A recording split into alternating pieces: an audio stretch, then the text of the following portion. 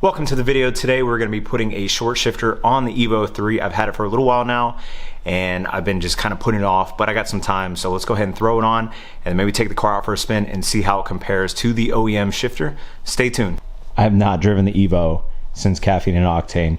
I spent so much time cleaning it and detailing it that I literally just want to keep it this way, and I've just kept it in the garage. As much as I love driving it, sometimes I tell myself save the miles on it, save the wear and tear, but then I want to drive it. So I think tomorrow, if the weather is anything like today, I'm going to be taking it out and hopefully we can get this in here. I got it from shout out to Fat Boy Racing out of Malaysia. It is a Seas short shifter replica, and the machine work on it, everything looks great, and I have faith in this product, and I know there's been some R&D done on it. So Seas short shifters, for those that don't know, we're a pretty sought after brand in Japan. I think they've been discontinued. I know specifically for the Evo 3, you can't really get them new anymore. You see a few pop up on Yahoo auctions every now and then, but they go for like $500 or $600. So I'm okay with throwing a replica in there. You can't just go on a website like I know in the Mitsubishi community, DSM, like STM. Yeah, there's a few parts that are kind of, you know, cross-platform, if you will, from DSM to the Evo, but there's not a lot of new specific Evo parts out there. Right Hand Drive Japan or RHDJapan.com, Nengun, and a few other spots are about it, but the shipping and whatnot on those parts are insane. The selection is not the greatest. So if anybody out there, if you guys work for any major aftermarket company or you got the plug, the hookup, please, please, please R&D some parts for this car. There's a dying community to get their hands on more stuff. But like I said, Fat Boy Racing out of Malaysia, they're definitely putting out a lot of cool parts and keeping the Evo 3 aftermarket community alive. So I really appreciate it. But the Seas short shifter, I don't want to spend $500-600 on some metal. So I think this one is going to do just fine. All right, so for this install, it should be pretty straightforward. I have a shifter bushing kit that I thought was the bushings on the actual bracket on the inside of the car, and come to find out it's underneath. So if you guys remember that video from a while back when I was in Japan, I kind of canned that project in the meantime till I get underneath the car. But I do have a little experience taking out all these center consoles. It's pretty easy. I think I just need a Phillips head screwdriver and remove plastic bits and pieces here and there, and everything comes out, and then we should be able to just pull the old shifter out and throw the new one in. So let's go ahead and see what we have to do. So the first step, I know we're gonna have to get the actual shift knob out of the way. So adios tome for a little bit. And then I think down here, there's a little plastic tab we have to remove, and that gives us access to a bolt.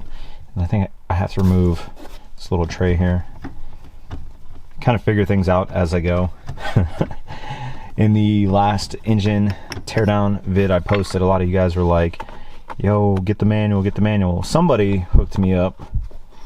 Shout out to my man out in Trinidad, hooked me up with a workshop manual.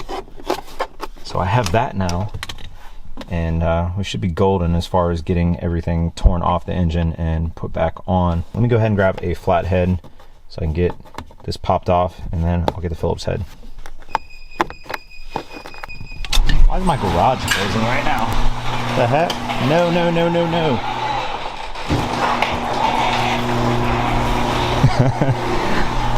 I've got a Vivint security system, and I have an app on the phone, and I just got a notification that said, oh, it looks like somebody left their garage open. But yeah, no shit. I'm out here working on my car. I don't know if it automatically closes. I don't know what happened. Yeah, it looks like the overhead garage is open. Thank you, Vivint. I know. Sometimes technology scares me a little bit. Like, I feel like my security system has a little mind of its own. I don't know. It's nice to have, but kind of weird. Like, I'm sitting here trying to film a video in my garage. It just starts closing. And then in the glove box, we have, I don't know why I have all these extra screws in here. Do any of you do that? I can pull these screws out. Actually, I think they were in the car before I bought it. Don't know what they go to, but I'll just leave them in there because I'm sure one day I'll be like, oh, I need some screws. Oh, there they are. But there's two in here, and I think there's one on the back side by the ashtray, which I'm still bummed about. I'm still bummed about my ashtrays. Never mind. Okay.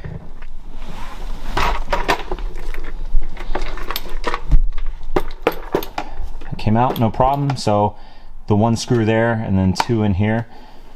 And this is cracked. This has been cracked since I've had the car. Not a big deal because it's something I don't see when I'm driving, but just knowing that it's cracked. Do you guys know if I can get a replacement for one of these, or maybe just wrap it and maybe in some black vinyl, maybe get everything wrapped? And then my e-brake handle is super nasty too. It's been like that forever, and that drives me insane. I've actually looked on Yahoo Auctions to see if I can find a used one in better shape, but all the ones that I see on Yahoo Auctions are pretty much like this. My Evo 123 guys out there, do your e-brake handles look like this, or is it just me? So now we've got access to, so now we got to get underneath here, and if I remember correctly, we've got a screw down here and a screw down here. Piece of advice: anytime you work on any older car that has plastic like this, just be careful. You don't want to crack anything because it's pretty fragile, just from all the heat cycles it's been through over the years. I'm trying to one-hand everything right now. I think I have to pop this up. You come out. Yep, and then we've got one here and one here. Oh yeah, so there's one right over here and then one over here in an awkward location because I have the ETC card reader, which I will never take out of the car. But I think I have to remove the ETC card reader, and there's another screw right underneath, and then that should release the entire plastic trim here, and then we pull it right up and then have access to everything. So I'm gonna have to set the camera down for this because I'm gonna have to two-hand the ETC reader, but we'll pick back up once we have everything unbolted. All right, so ETC card reader removed. That should be everything if I remember correctly. And there we go. Go ahead and set that off to the side over here. And here is the center console, all naked. And still a little dirty. I tried my best last time just giving it a quick wipe down. But I think now that I have a garage, all this stuff is going to end up coming out. Eventually I would like to remove everything, all the panels, and clean everything out. Kind of check for rust too, and then maybe take it to a shop and get it professionally touched up, and any kind of like corrosion treatment or prevention, anything like that. I think this cable, this goes to the intercooler spray button, if I'm not mistaken, but it wasn't plugged in. Not that I need the intercooler spray. I don't think it really does a whole lot, maybe a gimmick. But yeah, so now all we have to do really is kind of look at everything here. Let's go ahead and compare the size of the OEM. See if I can get a good angle for you guys. Okay, so not super drastic. Ultimately, it'll sit there like that. But I'm going to compare it side to side just to give you an idea. I would say maybe half an inch shorter. So the throws, I don't know how noticeably different it's going to be. Here, let's go ahead and show you guys. So my biggest thing with the Evo 3 transmission, and I think it's just the bushings. So when I go into first gear, it's in first, right? It has all this play while it's in gear. And second gear is not too far. There's second, but there's all that play. And then we'll go to third. That's third gear, fourth gear, and then there's fifth gear, and there's reverse. So when the shifter is actually in gear, it has a lot of play. And the bushing kit that I bought, I thought it was going to replace the bushings over here and tighten everything up. I really didn't know. It didn't come with instructions, and the more research I did, it's the actual linkage bushing that goes underneath the car where all this connects to. But I have zero issues whatsoever with the transmission itself. No grinding of the gears, everything goes in buttery smooth, everything shifts good, I don't miss any gears. Knock on wood, but the transmission has been very, very good to me. I do want to replace the fluid here in the very near future, along with the rear diff and everything. I haven't done that yet. When I had my Evo 4, I did a bunch of videos on all the fluid replacements I did. I just got to get my hands on some Mitsubishi Dia-Queen gear oil and some other things. So expect that in the near future as well, but I just wish I could get rid of this play. So obviously, This goes in there like that. And then, where do you go? Maybe here? Do you go here? Do you replace this entire piece? And this is solid, by the way, too. It's super solid. So let me go ahead and get my tools, and let's go ahead and start taking this thing apart. So this is a 14 millimeter. Let's make sure we keep track of all this. All right, now we've got a cotter pin here. So let me go ahead and get my pliers, and then that should just pop this off. All right, cotter pin's out. And then this slides right out just like that. Leave that bushing in there. This is a 12 millimeter. I'm gonna go ahead and take a photo of everything just so I remember, just in case this doesn't work out. I know how everything goes back in here.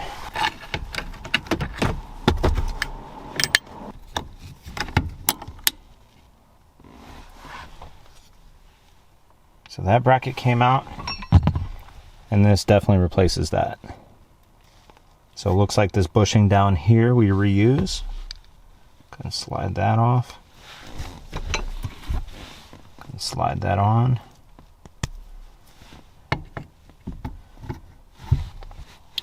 And the question is, how do we get all this stuff lined back up in here? So here's everything the kit came with. Bushing wise, we'll go ahead and take a little peep. No instructions. Oh, so there is that piece down there. That does not fit actually. So we'll go ahead and stick with the OEM one. I've got this little bolt. Don't know where you go. We'll put you off to the side for now. And then all these like little plastic caps. But I'm thinking, I mean, these are kind of flimsy plastic. I mean, they fit in there pretty good.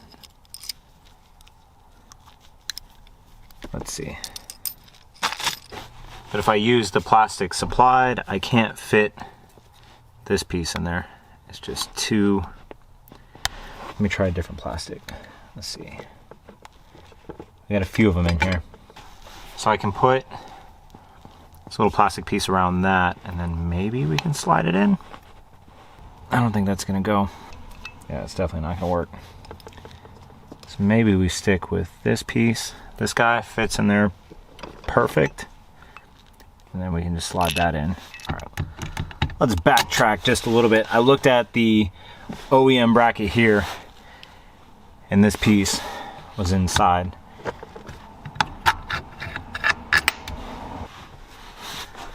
So I think that little hex bolt, it looks like the only place it would go would be right here.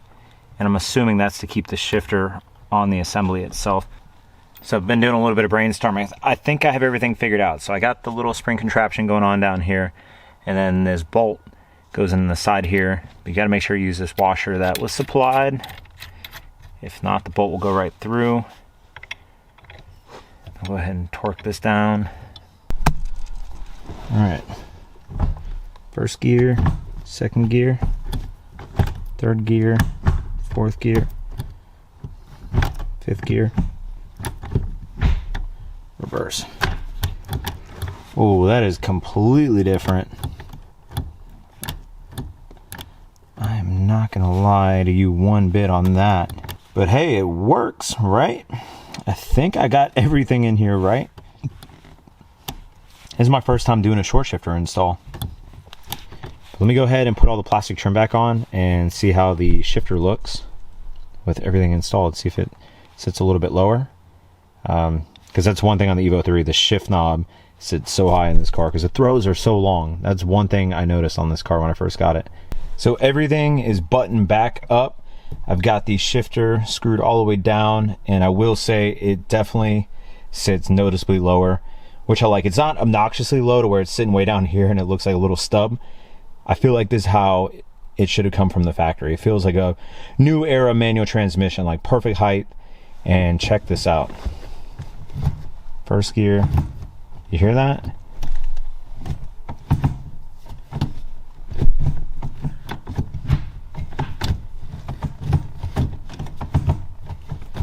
I love that sound. It definitely has like a notchier feel. I'm gonna go test drive it, but just from sitting here and just going through the gears, it definitely feels nice and it has such a good sound. And it doesn't feel as spongy as it once did. I think once we get the bushings in there, it'll definitely tighten everything up.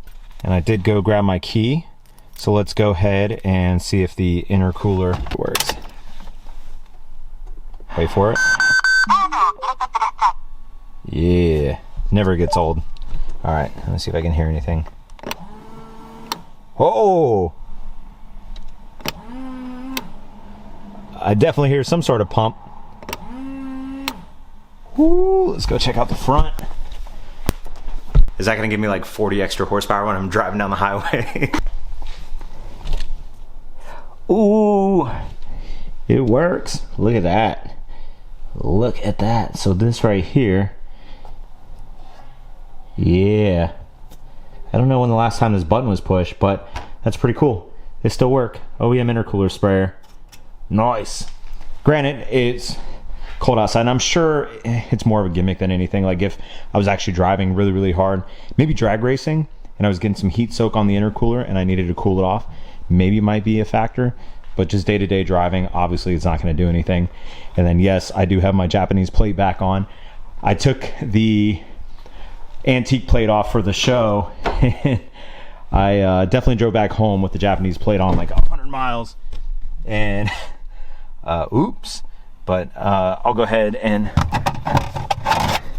make sure I throw the antique plate back on maybe here in a little bit. I don't know. I want to go take it for a little spin. I might just drive around the neighborhood to see how the shifter feels. But overall, Fatboy Racing, awesome job. Only recommendation I would give you guys, maybe put together some sort of like little visual diagram of what goes where.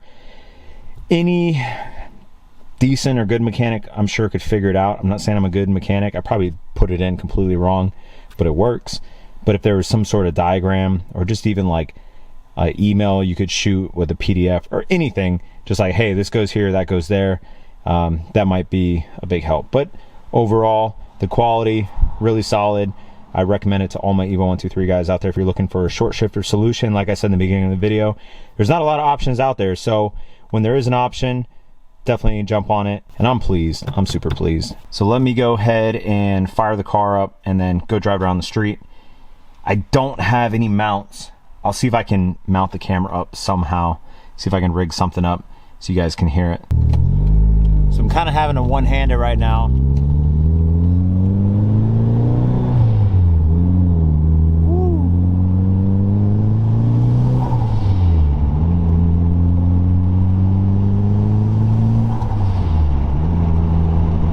Okay. It takes a little bit more effort to shift, but the throws are insanely shorter. I can't really put a number on it, like a percentage, but I would say it's definitely like 30% shorter compared to the OEM.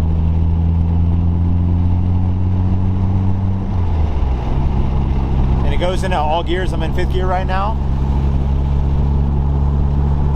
I'm digging it. I'm liking it a lot. And it definitely feels a lot notchier going into gear. It's almost throwing me off. When I was backing out of my driveway, putting it in reverse, I was like, wait, am I in reverse? So I like popped it back out, put it back in, and I was like, I don't think it's in gear. And then I started taking my foot off the clutch a little bit, and no, it was in gear. It's super trippy. Before reverse, I'd feel like I'd have to like jam it all the way over to the right and down pretty far, and it would like lock into place. But now it's like a little notch over and then a notch down.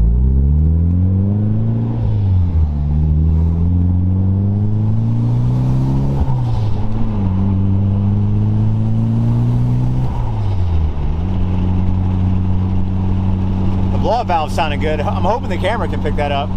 So one thing that I think I did mess up a little bit, that spring contraption. So before, when I put it in neutral, it would go in between, what, 3rd and 4th gear, kind of like that middle neutral position.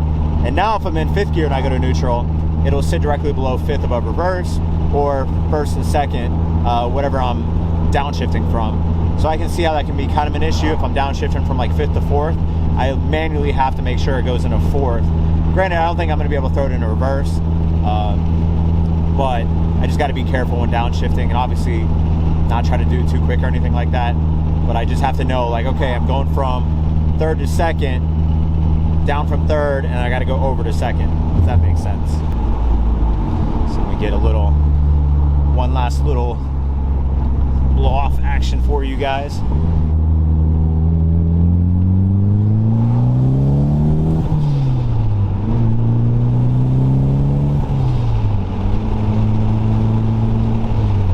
It is boost season, I'll tell you what. It's the first time I've driven this car in cold weather. In Okinawa, it was always hot and humid, but I think right now, let me see what the outside temp gauge. It's 18C.